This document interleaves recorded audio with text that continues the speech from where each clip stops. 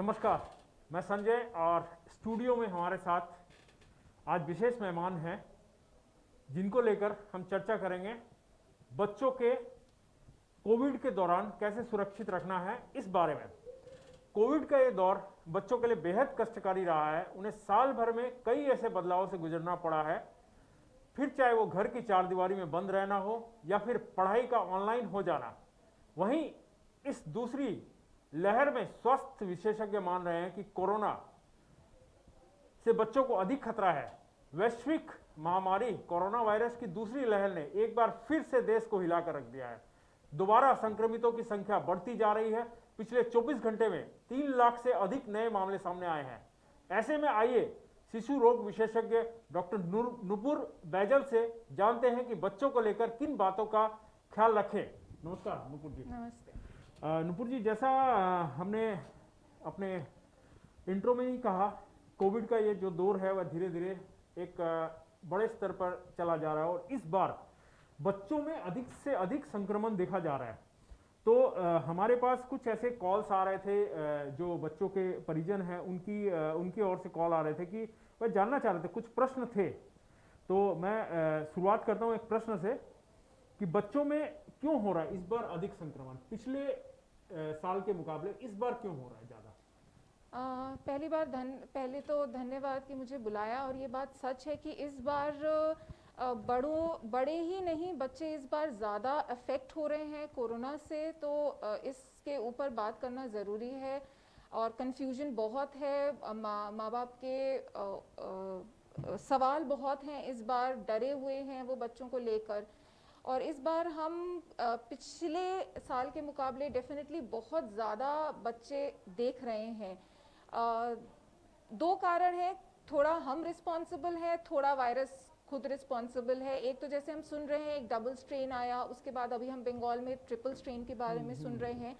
सो कहीं ना कहीं वो स्ट्रेन जो म्यूटेट हो गया है और बदलाव जो उस वायरस में आया है, कहीं ना कहीं वो एक मेजर कारण है बच्चों को अफेक्ट करने का। ज़्यादा जो स्ट्रेन में बदलाव आया है वो बच्चों को ज़्यादा हानि कर रहा है। मतलब उनके प्रेजेंटेशंस भी पिछले के मुकाबले ज़्यादा हैं।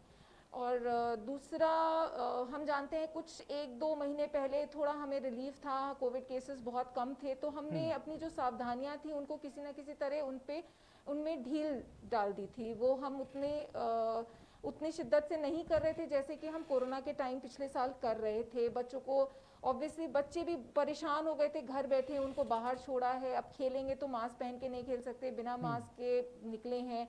पार्शियली स्कूल्स भी खुल गए थे, बच्चे बहुत एक दूसरे से मिंगल कर रहे थे। और सबसे ज़रूरी चीज़ कि जो सावधानी बड़े जो बरत रहे थे वो उन्होंने उसमें ढील छोड़ दी थी। ये चीज़ एकदम ध्यान रखनी है कि बच्चों में कोरोना बड़ों से ही आ रहा है। सो बच्चों को अगर बचाना है कोरोना से तो बड़ों को बचना होगा। बड़ों को जो गाइडलाइंस हैं, जो मास्क और जो सोशल डिस्टेंसिंग के जो कंटिन्यूसली गवर्नमेंट दे रही है, उन्हें फॉलो करना बहुत ज़रूरी है। वो बचेंगे तभी बच्चे भी बचेंगे। सो इस बार वो ढील जो दी गई है वो भी एक कारण है बच्चों में और ज़्यादा कोरोना जो हमें दिख रहा है। तो नुपुर जी, आपका मानना है या नुपुर जी के अनुसार या हकीकत भी यही है कि बच्चों को जो कोरोना संक्रमित होना पड़ रहा है उसका कहीं ना कहीं सारा क्रेडिट माँ बाप को जाता है या हम लोगों को जाता है, वयस्कों को जाता है, क्योंकि हमारी लापरवाही का ही खामियाजा बच्चों को भुगतना पड़ता है। तो नुपुर जी, बात करते हैं इसी बारे में कि किस उम्र के बच्चों में अधिक देखा जा रहा है संक्रमण? इस बार सरप्राइजिंगली पिछले साल जो है हमको बड़े बच्चे ज़्यादा दिख रहे थे, बट इस बार कोई एज ग्रुप नहीं है। हमको न्यूबॉर्न्स में भी दिख रहा है, 15 दिन के बच्चे में भी दिख रहा है, 13 साल के बच्चे में दिख रहा है।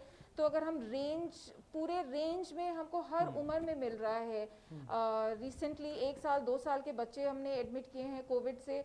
सो मतलब इस बार 1 साल से कम के बच्चे भी नहीं बचे हैं। और इवन न्यूबॉर्न्स जिसे कहते हैं हम, 1 महीने के बच्चे, उतने छोटे बच्चे भी सिवियर निमोनिया से एडमिट हो रहे हैं और जिनका RT-PCR पॉजिटिव आ रहा है।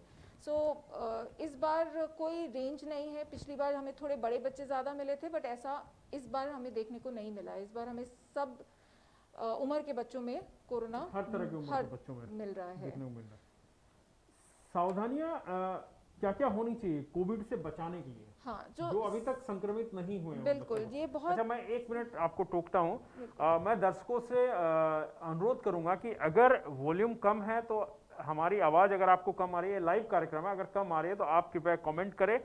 और अगर कम आ रही है तो उसका एक वजह यह भी हो सकती है क्योंकि हम दोनों डॉक्टर नुपुर और मैं दोनों मास्क में है, और मास्क में होने की वजह से यह साउंड की समस्या आ सकती है। लेकिन आप कमेंट करिए, हम इसका भी निदान करने की चेष्टा करेंगे। हमारी टेक्निकल टीम इसको देख रही है। हाँ Nupur ji. Okay, so prevention, I think prevention is better than cure. ये बहुत ही वैलिड सवाल है और हमें उस पर ज़्यादा ध्यान देना चाहिए। बहुत सारे बच्चे हैं अभी जिनको नहीं हुआ है और उन्हें हम कैसे बचा सकते हैं। पहली चीज़, जैसे मैंने कहा, माँ बाप से लग रहा है। सबसे इम्पॉर्टेंट, जितना ज़रूरत हो उतना बाहर निकले। जिनको ज़रूरत नहीं है कोशिश करें अभी इस टाइम पे अंदर रहें। और जिनको काम करना है, जाना है, उनके लिए कुछ गाइडलाइंस जो गवर्नमेंट दे रही है वो काइंडली प्लीज़ उन्हें फॉलो करें। मास्क बिल्कुल मतलब रेगुलरली पहने, उनके साथ ज़्यादा मास्क के साथ छेड़छाड़ नहीं करें। हमने देखा है कि मास्क से लंबा पहनना जानते हैं बहुत मुश्किल है, लेकिन वही एक सबसे इम्पॉर्टेंट चीज़ है जो बचा सकती है कोरोना होने से। तो मास्क को रेगुलरली अच्छे तरीके से पहने। और जो मैं गलती देख रही हूँ, अभी क्या हुआ है, जब से कोरोना बढ़ा है बहुत लोग मास्क रेगुलर हो गए हैं पहनने में, लेकिन टच बहुत करते हैं, नीचे कर रहे हैं, नाक के नीचे ला रहे हैं। वो सब थोड़ा सा कोशिश करें ना करें, जितना कम हो सके उतना मास्क को छुएं। अगर छू रहे हैं हैंड वॉश करिए या सैनिटाइज करिए बहुत रेगुलरली। और एक चीज़, जब आप घर आ रहे हैं वो बहुत ज़रूरी है कि जब आप घर आते हैं आप उस मास्क को, अगर वॉशेबल मास्क है तो रीयूज़ नहीं करें, तुरंत उन्हें धोने डाल दें, राइट। और अगर रीयूजेबल नहीं है तो उसको एक ऐसे कॉर्नर में डाल दें जहां वो आप उसको टच नहीं करें, और उसको रोटेट करिए। कहते हैं 3-4 दिन तक कोरोना जो है अपने आप उसमें मर जाता है। तो उस मास्क को अगर आप यूज़ कर रहे हैं तो 4 दिन या 5 दिन के बाद रीयूज़ करिए, 4-5 रखिए डेज के हिसाब से। और उस मास्क को कैजुअली मत लीजिए। मैंने देखा है माँ बाप क्या कर रहे हैं, उसको छू रहे हैं, उसी से बच्चा भी छू रहे हैं, उस मास्क को वहीं पे कहीं बेड पे डाल दिया। सो वो हम अपने को तो मास्क पहन के बचा लिया, लेकिन हमने वही वायरस जो है और उस मास्क को कैजुअली घर में डालने से वो बच्चे को पास ऑन कर दिया। सो मास्क के साथ बहुत सावधानी बरतें, जितना हो सके हैंड वॉश करें, एंड जहाँ नहीं हैंड वॉश हो सकता है सैनिटाइज करें, पहली चीज़। तो माँ बाप आप ज़्यादा प्रिकॉशन लें ताकि वो बच्चों तक नहीं जाए। दूसरी चीज़, हाइजीन, अपना हाइजीन मेंटेन रखें, बच्चों का हाइजीन मेंटेन रखें। बच्चे बहुत लेज़ी हो गए हैं जो मैंने देखा है लास्ट 1 साल में। सो वो नहीं होना चाहिए। उन्हें रेगुलर नहलाना है, दिन में 1-2 बार। अभी तो समर्स आ गए हैं, सो जितना साफ रखेंगे, जितना हाइजीन मेंटेन रखेंगे, उतना वायरस हमें कम इफेक्ट करेगा। तीसरी चीज़, एक्सरसाइज। प्लीज़ ये मेरा रिक्वेस्ट है, टीवी मोबाइल्स कुछ हद तक ठीक है, लेकिन उन्हें जितना कम हो सके, और उसके साथ थोड़ा फिजिकल एक्टिविटी। हम जानते हैं बच्चे बाहर नहीं जा सकते, आप अपना कुछ सोच के उनको फिजिकल एक्टिविटी में, आप घर के कामों में उनको दौड़ाइए। बड़ा बच्चा है, उनसे थोड़ा इधर उधर थोड़ा दौड़ भाग करके कुछ काम कराइए। मैं जनरली अपने पेशेंट्स को बोलती हूँ कि जिनको डांस पसंद है, मेक अ रेगुलर रूटीन की 1-आधे घंटे के लिए उनको थोड़ा सा डांस म्यूजिक चला दीजिए। फिजिकल एक्टिविटी जरूरी है, बहुत ज़रूरी है। कोरोना से फाइट करने के लिए फिजिकल एक्टिविटी, एक्सरसाइज सबके लिए ज़रूरी है। बड़े बच्चे थोड़ा योगा भी कर सकते हैं। माँ बाप को लगना पड़ेगा बच्चों के साथ। थोड़ा फिजिकल एक्टिविटी घर में ही रह के जो हो सकती है वो रेगुलर बेसिस पे होना चाहिए। And last but not the least, बच्चों के केस में न्यूट्रिशन खाना बहुत ज़रूरी है कि इस टाइम उन्हें थोड़ा सा बैलेंस्ड डाइट दें, जिसमें सीरियल्स भी हो, प्रोटीन भी हो, फ्रूट्स की मात्रा ज़्यादा हो। कोरोना से फाइट करने के लिए आजकल बहुत सारा विटामिन सी, जिंक, ये सब की बातें चल रही हैं। सिट्रस फ्रूट्स ज़्यादा कंज्यूम करें। ओके, सो जैसे नींबू है, संतरा है, एप्पल है, पाइनएप्पल है। These are fruits which has lot of vitamin C in them, so उनको ज़्यादा यूज़ करें, रेगुलर बेसिस पे खाएं, थोड़ा वैरायटी और बैलेंस डाइट बच्चे को दें। सो न्यूट्रिशन है जो कि उनकी इम्यूनिटी को थोड़ा सा स्ट्रॉन्ग रखेगा और उनके सिम्टम्स को कंट्रोल रखेगा, बचाएगा उनको कोरोना से। So nutrition is very important and hydration, पानी बहुत पिलाना है बच्चों में।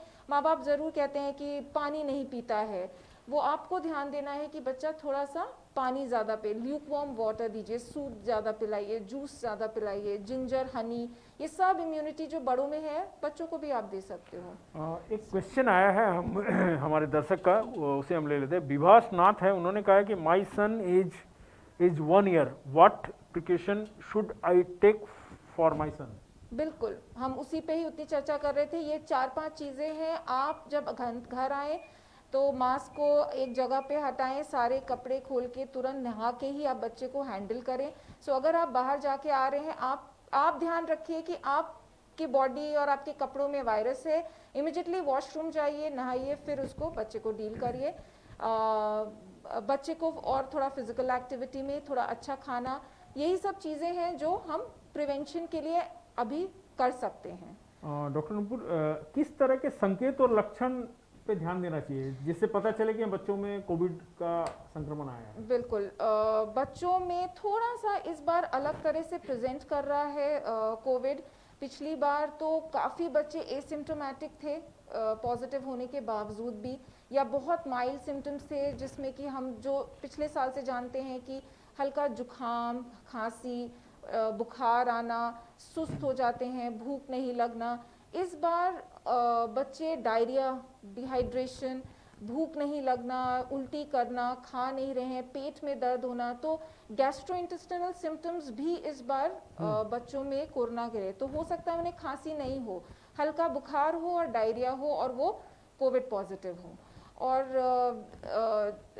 महाराष्ट्र की एक रिपोर्ट में देखा है कि इस बार प्रेजेंटेशन और भी ज़्यादा वेरिड है, मतलब कुछ लोग एनकेफेलोपैथी जैसे भी आ रहे हैं कि एकदम से बच्चों को झटके, जिसे कन्वल्जन्स हम कहते हैं, कन्वल्जन्स हो रहे हैं, सुस्त हो जा रहे हैं। सो वो भी एक तरह का बहुत वेरिड प्रेजेंटेशन है। तो इस बार हमें बहुत सतर्क रहना है, बहुत अलर्ट रहना है। कोई भी फीवर के साथ कोई भी एसोसिएटेड सिम्टम्स को इग्नोर नहीं करना है। ये सोच के नहीं रहना है कि इसे गला दर्द नहीं है, खांसी नहीं है तो कोविड नहीं होगा। डॉक्टर सलाह जरूरी है, बहुत ज़रूरी है। इसी के साथ मैं एक चीज़ और कहूँगी कि डरना नहीं है। अगर सेल्फ ट्रीटमेंट नहीं करना है, अगर आपको 1 या 2 दिन 3 दिन हो गया है, बच्चे को बुखार है और कोई और प्रॉब्लम है, तो बेहतर है कि आप कंसल्ट ज़रूर करें। चाहे आप ऑनलाइन अगर कर सकते हैं, अगर आपका कांटेक्ट है आपके पीडियाट्रिशियन से तो उन्हें कांटेक्ट करके उनसे बात करें, पूछें।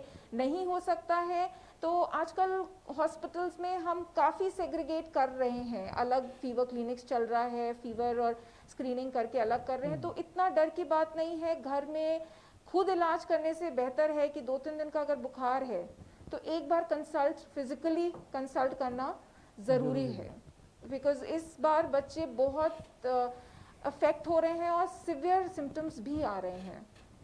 तो पैनिक नहीं होना है, डॉक्टर नुपुर कह रहे हैं, मगर सतर्कता भी जरूरी है। तो अगर इस तरह के कोई भी सिम्टम्स आए तो आप कम से कम एक बार डॉक्टर की सलाह जरूर लें, खुद से उसका इलाज करने की भूल या चूक ना करें। तो ऐसे क्वेश्चंस भी आ रहे हैं लगातार, लेकिन सनी तमांग जी, आपने जो क्वेश्चन किया है, सिम्टम्स हमने जवाब ऑलरेडी दे दिया है। इसके अलावा यह कार्यक्रम लाइव है, अगर आप भी कोई जानकारी लेना चाहते हैं, हमारे साथ डॉक्टर नुपुर हैं जो कि विशेषज्ञ हैं शिशु रोग के बारे में।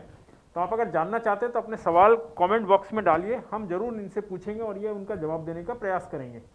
सर जी, एक और चीज़, सिम्टम्स की बात हुई तो मैं एक और चीज़ बोलना चाहूँगी रिगार्डिंग एक टर्म आ रहा है नेट में, लॉन्ग कोविड जिसे कह रहे हैं, जिसे हम लोग MIS-C बोलते हैं। ये बहुत कॉमनली आजकल क्योंकि पेरेंट्स बहुत पढ़ रहे हैं, उन्हें भी नॉलेज हो रही है।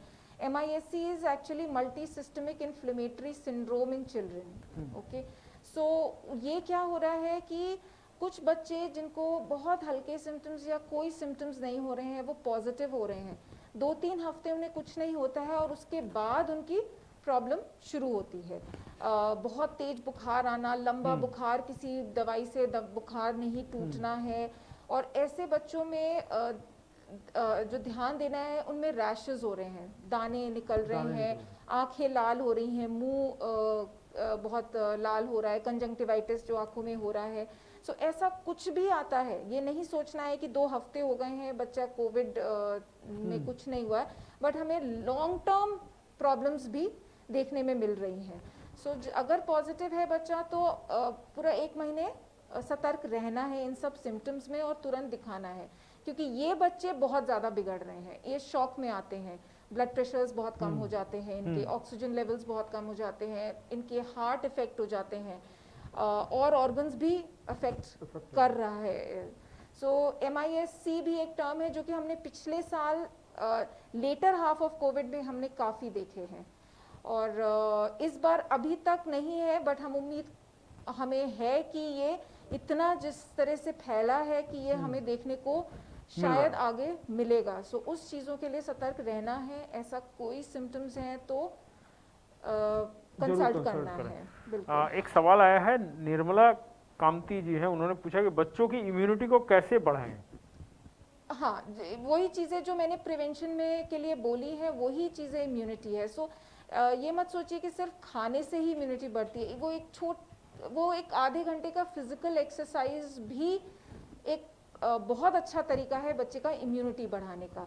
बच्चा अगर रिसेंटली कोमॉर्बिडिटीज़ में अभी मैंने पढ़ा कि ओबीज बच्चे ज़्यादा इफेक्ट हो रहे हैं कोविड से। It is not a very significant वो, बट महाराष्ट्र में एक हॉस्पिटल में उन्होंने देखा, ऑब्जर्वेशन था उनका कि ओबीज बच्चे, और लास्ट ईयर इतना कम फिजिकल एक्टिविटी हुई है बच्चों में कि काफ़ी बच्चे मेरे पास ही आए हैं कि सडन वेट गेन हो गया है बच्चों का। सो फिजिकल एक्टिविटी पे ज़रूर ध्यान दें, जो कि कहीं ना कहीं वो निगलेक्ट हुआ है पिछले साल। बच्चा मोबाइल और टीवी में ज़्यादा घुस गया है, टीचिंग भी आजकल इतनी ऑनलाइन हो गई है कि they are sitting more in. So physical activity plus nutrition, खाने पे ज़रूर ध्यान देना है, बैलेंस डाइट देना है, सब कुछ होना चाहिए खाने में, फ्रूट्स बढ़ाइए। सो यही सब चीज़ें हैं। और हाँ, कंसल्ट करके अगर कुछ चीज़ें हैं जैसे विटामिन सी अभी हम दे रहे हैं, जिंक है, विटामिन डी की मात्रा, कुछ चीज़ें हमें खाने से मिलती हैं, कुछ चीज़ें हमको जो है हम एज अ सप्लीमेंट भी ले सकते हैं। So you consult your paediatrician and some multivitamins, vitamin C, vitamin D as supplements लेने में कोई नुकसान नहीं है, तो वो लेना चाहिए। तो अगर इन सब के बावजूद अगर बच्चे को कोरोना पॉजिटिव पाया जाता है तो फिर क्या करें? राइट, तो पहली चीज़ पैनिक नहीं करिए, कंसल्ट करिए, और अगर आपके बच्चे को माइल्ड सिम्टम्स हैं so best advice would be कि उसे फीवर के लिए पैरासीटामोल दिए, अच्छा खाना खिलाइए, गर्म पानी। सो होम केयर जितना हो सके, होम केयर ही हम सब एडवाइस करेंगे, but be in touch with your paediatrician. उनको बहुत ज़रूरी है कि वो उनके टच में रहें, और एक तरह से हम जिसे बोलते हैं ना कि हमारे अंडर ही एडमिट रहने दीजिए, लेकिन घर पे एडमिट रहने दीजिए। सो हमारे कंसल्ट पे रहिए, होम आइसोलेशन में ही बेहतर है, क्योंकि अभी जो हम देख रहे हैं पूरी फैमिलीज अफेक्ट हो रही हैं। So it is becoming difficult उन्हें एडमिट करना भी, क्योंकि मम्मी भी बीमार हैं, पापा भी बीमार हैं, बच्चे भी बीमार हैं। सो जितना हो सके सब लोग होम आइसोलेशन में रह के अपने को मैनेज करें। लेकिन 2 या 3 दिन से अगर बुखार ज़्यादा हो रहा है, बच्चा उल्टी बहुत कर रहा है, पेट दर्द से खा नहीं पा रहा है, डायरिया हो रहा है, जो हाइड्रेशन उसको मिलना चाहिए अगर नहीं मिल रहा है, ऐसा कुछ भी अगर हो रहा है, these are some warning signs, जब आप इमिडिएटली उसे हॉस्पिटल लाइए। सो जहाँ तक माइल्ड है कोशिश हो सकती है घर में मैनेज करिए, लेकिन जहाँ आपको लगता है कि सिम्टम्स बढ़ रहे हैं या बच्चे की कंडीशन उतनी अच्छी इम्प्रूव नहीं हो रही है विद टाइम, सो बेटर है आप कंसल्ट करिए और उसे एडमिशन कराइए। तो दर्शकों आपको फिर बता दें, यह शो लाइव है, इसमें आप डॉक्टर नुपुर हमारे साथ बैठी हैं जो बच्चों के रोग की विशेषज्ञ है, और यह हमारे साथ कोविड के दौरान बच्चों को कैसे सुरक्षित रखें इन बातों पर चर्चा कर रही हैं। डॉक्टर साहब नेवटिया गेटवेल हॉस्पिटल से बिलोंग करती हैं और इनका तजुर्बा हमारे साथ शेयर हो रहा है, तो इससे कहीं ना कहीं हमारे दर्शक को लाभ मिलेगा, यही सोचकर हमने इस कार्यक्रम को रखा है। और सवाल भी कुछ आ रहे हैं। इसके अलावा एक सवाल आया है, सनी तवांग है, उन्होंने कहा कि इज ड्रिंकिंग ऑफ काढ़ा पॉसिबल फॉर 8 years चाइल्ड? हाँ, ये क्या मतलब बिल्कुल, फायदा करेगा? हाँ, ये एक बड़ा कॉमन सवाल है। कोई हार्म नहीं है, बस इतना ध्यान रखिए कि कुछ लोगों में मैंने देखा है कि वो बहुत ओवर कंज्यूम कर रहे हैं काढ़ा, सुबह भी, दोपहर भी, शाम को। आई थिंक उतना, if you don't over consume and आप अगर एज अ रूटीन आप दिन में एक बार बच्चों को भी दे सकते हैं, माइल्ड बना सकते हैं, बहुत ज़्यादा उसे स्ट्रॉन्ग बनाने की ज़रूरत नहीं है, बिल्कुल दे सकते हैं। हनी, जिंजर, ये सब जैसे जो काढ़े में चीज़ें पड़ रही हैं, दे definitely contribute to the immunity. So but in case उससे अगर आपको लग रहा है बच्चों में गैस्ट्राइटिस जैसे सिम्टम्स हो रहे हैं, उनको पेट दर्द और या उल्टी ज़्यादा बढ़ रही है उसको देने से, तो बिल्कुल नहीं दीजिए। बहुत छोटे बच्चों में I will not advise, but otherwise there is no harm. आप ओवर कंज्यूम नहीं करें तो ये हेल्पफुल ही है। सो 8 साल के बच्चे को भी काढ़ा दिया जा सकता है। अच्छा, हम बात कर रहे थे कोरोना पॉजिटिव अगर बच्चा हो जाए तो क्या करें। उस सवाल के साथ ही एक सवाल और है कि क्या बच्चे अगर पॉजिटिव हो जाए तो जब घर में रहेंगे उस दौरान क्या उन्हें मास्क लगा कर रखना पड़ेगा? घर में मास्क लगाने की जरूरत नहीं है। नहीं। हाँ, बच्चों में मास्क का ये सवाल कई बार उठा है कि लगाना चाहिए कि नहीं लगाना चाहिए। बिल्कुल, गाइडलाइंस में भी हमारे यही आई थी कि 2 साल के ऊपर के बच्चों को मास्क लगाना है अगर वो बाहर निकलते हैं। 2 साल के ऊपर के बच्चों 2 साल के ऊपर, 2 साल के नीचे के बच्चों में लगाने के लिए मना किया था, क्योंकि उससे उनको प्रॉब्लम हो सकती है, वो समझ नहीं सकते हैं, क्योंकि रीब्रीदिंग कर रहे हैं हम लोग, तो वो खुद ना समझ पाए कि उन्हें दिक्कत हो रही है। इसलिए 2 साल से नीचे के बच्चों को इतना एडवाइजेबल नहीं है, इसीलिए उनका घर रहना बहुत ज़रूरी है। उन्हें, छोटे बच्चों को तो कम से कम निकालें। और 2 साल के बच्चे बिल्कुल अगर बाहर जाते हैं फॉर एनी इमरजेंसी रीज़न और फॉर एनी रीज़न जिनको निकलना ही पड़ रहा है, तो वो बिल्कुल मास्क लगाएं, बिल्कुल मास्क लगाएं। तो, और एक चीज़ है कि हाँ। N95 ही ज़रूरी नहीं है। आप जो ये सर्जिकल मास्क, जो 3 प्लाई मास्क है या क्लॉथ मास्क जिसमें आप कंफर्टेबल रह सकते हो, मास्क लगाना ज़रूरी है। जो जिसमें आप कंफर्टेबल रह सकते हो, जिसके साथ आप ज़्यादा छेड़छाड़ नहीं, बार बार ऊपर नीचे कर रहे हो, आप पहन ही नहीं पा रहे हो, तो कोई फ़ायदा नहीं है। बट मास्क बिल्कुल बच्चे लगा सकते हैं। और अगर जो कोरोना पॉजिटिव बच्चा है उसकी माँ को क्या सावधानियां बरतनी चाहिए, अगर इस बारे में बात करें, उन्हें भी क्या मास्क की जरूरत है या बिल्कुल, बिल्कुल ज़रूरत है। अगर माँ इफेक्ट नहीं है और बच्चा इफेक्टेड है, तो माँ को पूरे टाइम घर में भी मास्क पहन के रहना है, नंबर 1। और नंबर 2, हाइजीन का बहुत ख्याल रखें, खुद भी नहाएं, बच्चे को भी नहलाएं। एंड ऐसे बच्चों में वायरल शेडिंग होती है, मतलब अगर बच्चे को डायरिया है या नहीं भी है, तो वायरस एक्चुअली स्टूल में, पॉटी में उनका शेड हो रहा है। सो हाइजीन का बहुत ख्याल रखना है। सो हैंड वॉश बहुत अच्छे से करना है। जो बच्चे का हाइजीन, नहलाना, उसको फ्रीक्वेंटली नहलाना है, खुद हाइजीन का बहुत ध्यान रखना है ऐसे केस में जब बच्चा अगर पॉजिटिव है और माँ नहीं है। और अगर पॉजिटिव है बच्चा तो फिर बच्चे को खाने में क्या क्या देना है, क्या सावधानियां रखनी चाहिए? खाना वही है, न्यूट्रिशन खाना खाना है। और पॉजिटिव बच्चा हो या नहीं भी हो, basically nutrition also helps in preventing and also helps in fighting corona. ठीक है, सो खाना बैलेंस्ड, कहने का मतलब है कि दाल, चावल, रोटी अवॉइड करना है, फास्ट फूड खाना, बाहर से मंगाया हुआ खाना अवॉइड करना है, बहुत पैकेट फूड नहीं खाना है। Those are simple calories which doesn't give much nutrition. So nutritional खाने की जब हम बात करते हैं तो वो घर का सिंपल दाल, चावल, रोटी ही होता है। फ्रूट्स और वेजिटेबल्स ज़्यादा से ज़्यादा इंक्लूड करना है अपने खाने में। और जैसे मैंने बोला, सिट्रस फ्रूट्स ज़्यादा कंज्यूम करने हैं, बिकॉज उसका रोल है कोविड में फाइट करने का। एंड ऑल्सो जो हम मिस कर गए हैं वो वैक्सीनेशन, जो मैं मिस कर गई हूँ। सो जहाँ तक कोविड वैक्सीन तो जब आएगी तब आएगी, बट और वैक्सीनेशंस को स्किप नहीं करना है। सो देर आर वेज, आजकल बहुत सोशल डिस्टेंसिंग के साथ हॉस्पिटल्स में केयर हो रहा है, क्लिनिक्स में केयर हो रहा है। So don't miss out on vaccination. हम ये नहीं चाहते हैं कि हम एक पैंडेमिक को कंट्रोल करते करते हम दूसरे एपिडेमिक्स और दूसरे पैंडेमिक बीमारियों का आप कहना ये चाह रहे हैं कि जो वैक्सीन, जो बच्चों की जो वैक्सीन होती है उन्हें मिस नहीं करना नहीं है, किसी करना भी है, हालत उन्हें में। टाइमली देना क्योंकि है। कोविड के अलावा भी अन्य फ्लू और जो वायरस है वह ऑलरेडी एग्जिस्ट हैं। ऑलरेडी एग्जिस्ट हैं और उनसे तो हमें बचना ही है, तो उन वैक्सीन को बिल्कुल मिस ना करें।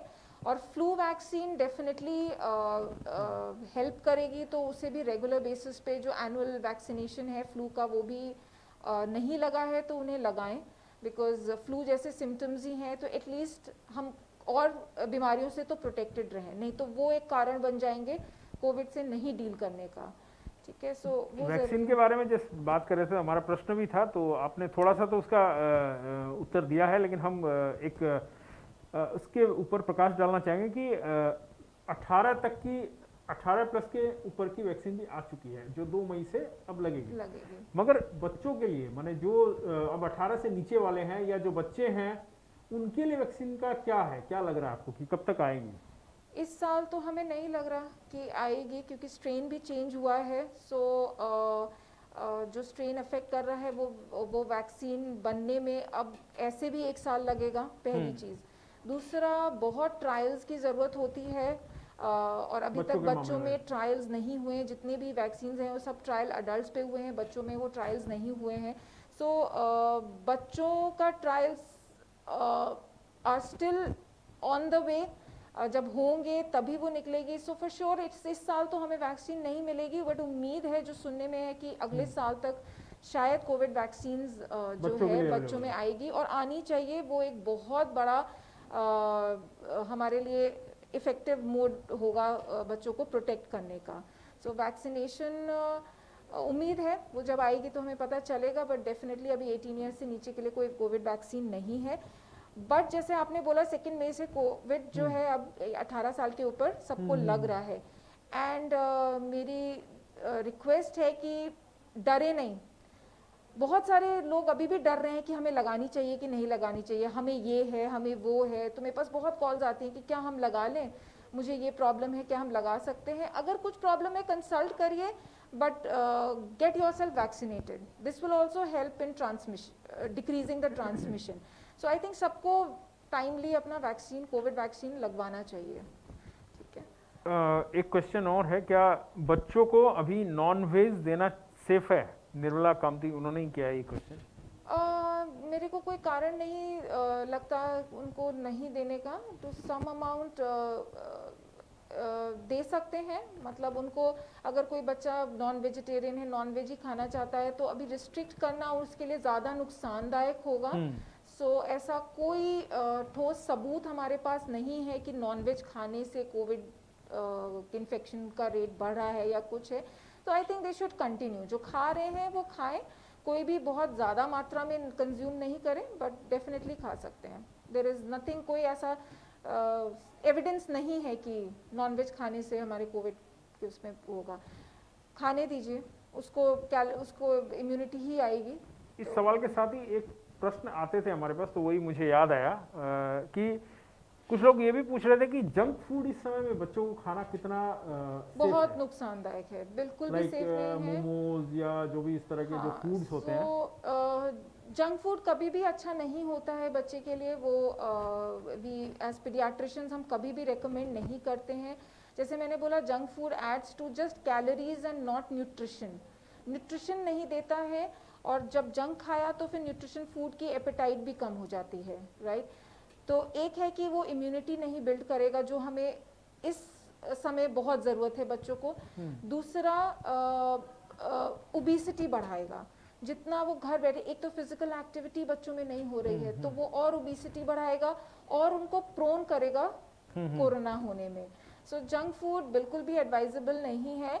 बट आई वुड से जो जंक एक्चुअली लोग बोलते हैं वो घर में भी बनाए जा सकते हैं, वो फिर जंक नहीं कहलाएंगे। सो अगर किसी को मोमो पसंद है या पाव भाजी पसंद है, आप घर में उसको हेल्दी तरीके से बनाइए। एंड बच्चों की प्रवृत्ति ये होती है कि उन्हें वैरायटी चाहिए। सो उनको खिलाने के लिए you can do, I think, go and do a little effort और घर में बनाइए। बट बाहर का लिया हुआ जो जंक है उसे जितना हो सके अवॉइड करना है। तो डॉक्टर साहिबा बता रहे हैं हमें कि बाहर के खाने को जितना हो सके अवॉइड करना चाहिए इस वक्त, इस दौर में। जो खाना इम्यूनिटी बिल्ड करता है हमारी, उसी पर ज़्यादा से ज़्यादा जोर देना चाहिए, चाहे वो बच्चे हों चाहे बड़े हों। और एक सवाल और है, जो आखिरी सवाल है कि कोविड का जो टेस्ट का जो तरीका है, थोड़ा सा कहीं ना कहीं बच्चों के लिए कई लोगों का सवाल रहता है कि कष्टदायी होता है। तो इसमें अगर बच्चों को इस तरह से टेस्ट किया जाए तो कहीं ना कहीं उसका टेस्ट का रिजल्ट प्रभावित कर सकता है। तो इसके बारे में क्या कहेंगे कि इसका भी कोई और तरीका है? और तो कोई तरीका नहीं है। जो हमको कोविड टेस्टिंग जो करना है वो नेजोफैरिंग्स और ओरोफैरिंग्स, जो हमें सैंपल लेना है वो नाक के थ्रू या मुंह के डालने के थ्रू।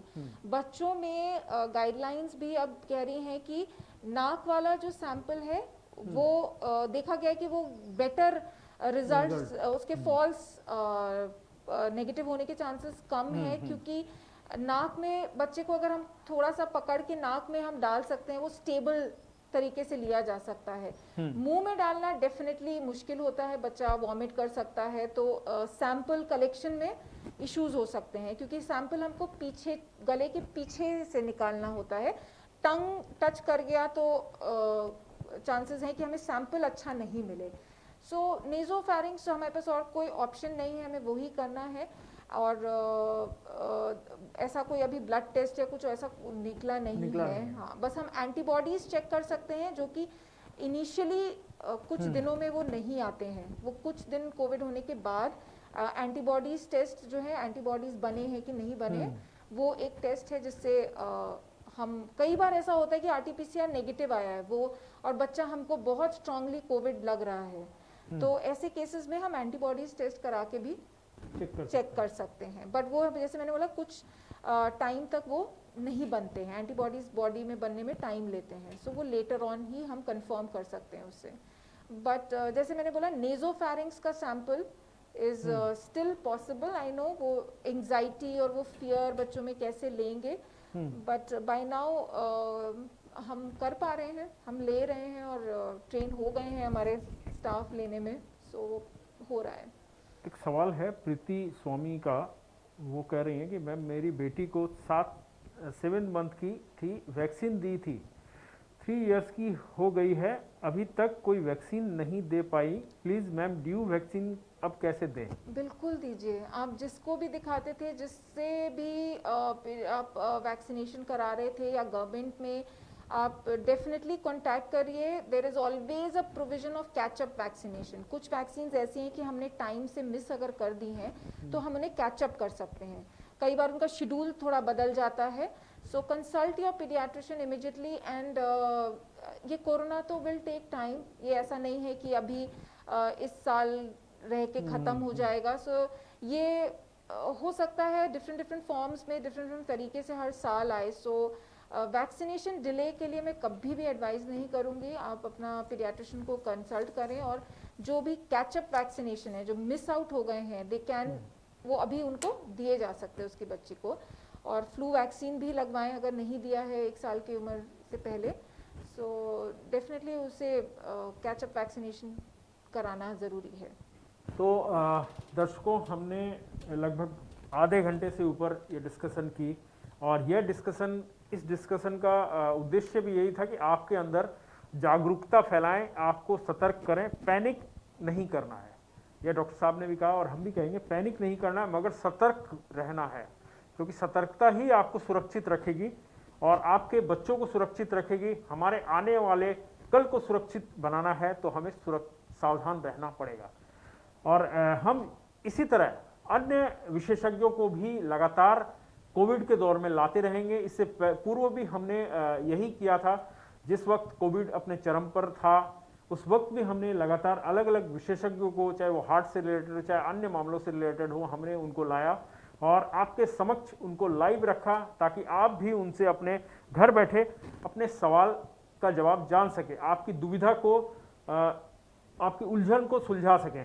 तो आखिरी दौर में अगर आप कोई संदेश देना चाहती हैं डॉक्टर साहिबा, तो आप बस इतना ही कि जिन्हें नहीं हुआ है प्लीज़ सेफ रहें, सारे गाइडलाइंस फॉलो करें, और जिन्हें हो गया है वो प्लीज़ टेक केयर करें। आप सेफ रहेंगे तो बच्चे ऑटोमेटिकली सेफ रहेंगे। So take care and stay safe. नमस्ते। तो अब इसके साथ ही हम विदा लेंगे आपसे और फिर दोबारा किसी अन्य विशेषज्ञ के साथ हम हाजिर होंगे। और अगर आपको भी लगता है कि आपको विशेष कोई सलाह चाहिए है तो आप हमें ज़रूर हमारे ऑफिशियल व्हाट्सएप नंबर पर हमें अवगत कराएं। हम कोशिश करेंगे कि आपके सवालों के जवाब देने के लिए किसी न किसी विशेषज्ञ को हमारे स्टूडियो से लाइव करने का। और आप यूं ही देखते रहिए हर समय खबर समय। धन्यवाद।